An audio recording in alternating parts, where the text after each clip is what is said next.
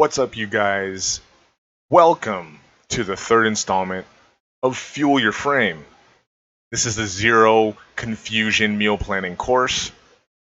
I'm Johan Francis from CoachJohanCSCS.com, and thank you. I hope this finds you doing amazing.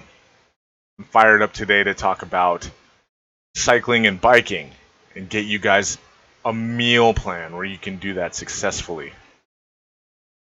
When we talk about it, when we talk about cycling, when we talk about biking, we can do it inside the gym like these two blokes are here, or we could do it, of course, outside. When we're inside, we might use Airdyne bikes like this. It incorporates a lot of very intense arm movement, but of course, if we're on our bike outside, we're not using our arms. You're getting an intense leg activity.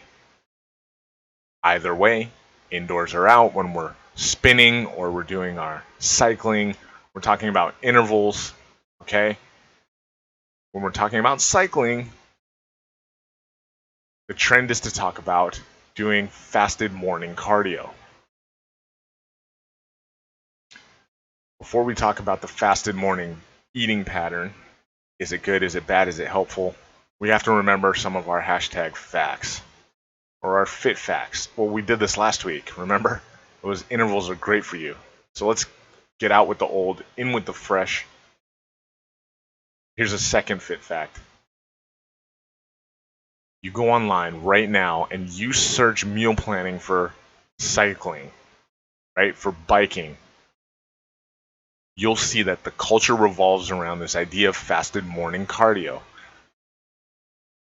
The problem is, fasted cardio has contradicting benefits. On one hand, you burn more fat, you have more fat to donate to the activity, but on the other hand, you might not get past your lactate threshold. So what's more important? We'll talk about it. Okay? It's total body work, except if you're in the gym doing the Airdyne bike or the wind bike, and your legs are getting all the force in the world to operate. You're doing different energy systems when you work your hills, aren't you? At a steep part of a climb, you're using power.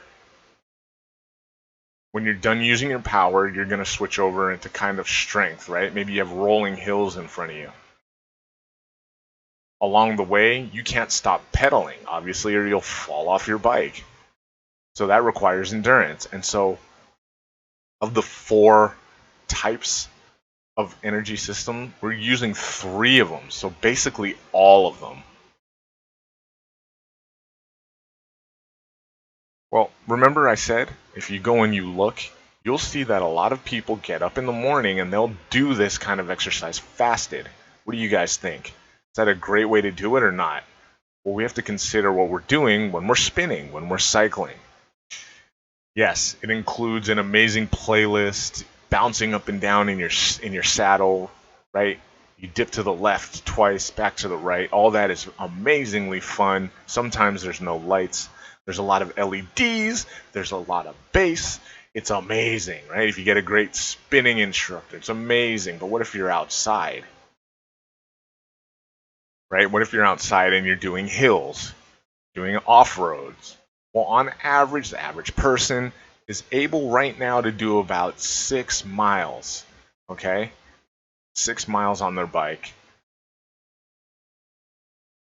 on average. And let's say you did this in a half hour, and it was kind of varied terrain. You'll encounter these 3 energy systems based on how fast you're spinning or doing it outside. You'll hit all of your energy systems. Well, that's basic. We covered it last week with kickboxing. Last time we talked about kickboxing, we understood that intervals are where it's at. So we don't have to cover it again today. Just keep in mind that you use all your energy systems. But let's go back. Say you're waking up in the morning and you're doing your cycling. Are you going to go with nothing in your stomach, or are you going to fuel up? The argument will always hinge on whether you want to burn more fat or you want to burn more calories. Which one do you really want when you do your morning fasted cardio? Big in the cycling world. So let's break it down, right? Here's our science page. If you get in 6.5 miles before your breakfast, you're going to burn 300 calories on average per half hour, okay? Based on your weight. But early in the morning, you don't have any resting blood sugar, right? It's dropped because you just woke up and your body was consuming slowly fats in the night, and your resting blood sugar is eased a little bit. It's at homeostatic levels, okay? And so when you wake up, you're supposed to break that fast, but you don't. The idea is that your body's still burning fat. Which side are you on, okay? So here's the deal. If we go ahead and say 6.5 miles, it might take us a little bit longer, but we're going to go at 60% max intensity, right? Our heart rate is never going to get past really 60% too much. If we do a hill, we come back down and we go slower. This is the fat calorie side, right? This is in favor of fat calories, okay? Well, you're going to burn most of the calories you need for that ride in fat, 80%. You're going to burn 204 fat calories. Simple math. However, over here, let's say you go hard the entire 6.5 miles, okay? Well, you're going to burn way more calories. You'll also get done earlier. You'll only burn 175 fat calories if you stay above this intensity for the same distance. Which one's better? It won't be a stretch for me to tell you that it's going to be a lot more beneficial for you to be in this camp, the total calories camp, okay? Now, if you're bodybuilding or weight cutting and you need just fat loss, which is very rare past the competitive level, obviously you'll stay here. If you want performance gains, you'll want to burn all the calories you have available to be burned. So why we stick with this, or why this is a staple of cycling or morning cardio folks, or even Muay Thai fighters in Thailand, well, it has a lot to do with what we thought. But here's what goes on inside your body, right? If you're fasted, the lactate threshold is harder to break. Why would we want that? We want to get past the threshold so that we're burning fat and carbs and later fat. Of course, if you're a great athlete, right? Chris in the background here, a fighter, phenomenal in shape, right? You can get past that lactate barrier. But know that if you don't get past that area, that lactate threshold, you burn more fat but less calories. So let's say you love to cycle and you want to lose weight, you're going to want to break that threshold as soon as you can. Of course, it's easier to break it if you're out of shape in terms of your oxygen demand, but it's harder if you're in shape. You'll have to go harder, more intense early on.